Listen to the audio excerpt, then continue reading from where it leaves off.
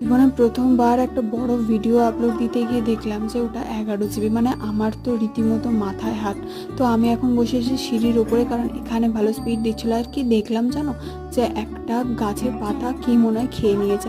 তো দেখতেই পাচ্ছ এই যে 11 জিবির ভিডিওটা আমি অনেক কষ্টে আপলোড দিয়েছি, তোমরা চাইলে দেখে নিতে পারো। তো এই গাছটার পাতাটা কোনোভাবে বসাতে গিয়ে ছিঁড়ে গেছে। তো আজকে সন্ধ্যাবেলা অনেক দিন পর একটু লং ড্রাইভে যাচ্ছি, অ্যান্ড দূরে কাঞ্চনজঙ্ঘা দেখা যাচ্ছে। মানে এত সুন্দর মেঘটা লাগছিল না, যেন দেখে মনে হচ্ছিল কাঞ্চনজঙ্ঘাই যাচ্ছি আমরা। তো যাই হোক, এখানে মোমো খেয়ে আমরা এসেছি হচ্ছে ডেকাথলনে হচ্ছে ঘুরোঘুরু করতে। বেসিক্যালি উনি এখানে আসলে আর কিছু কিনবে না সেটা সম্ভবই নয়। তো এই ব্যাগটা না আমাদের দুজনে খুব পছন্দ হয়েছে, বাট ওটা বাচ্চাদের ব্যাগ, আমি নিতে পারবো না, কি আর করা যাবে। আমি খুব দুঃখ পেয়েছি।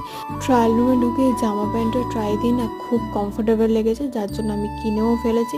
তো এবার হচ্ছে বাড়ি ফেরার পালা। and আমার স্কিনটা না এত সুন্দর গ্লো করছিল, আমি দেখেই প্রেমে পড়ে গেছি।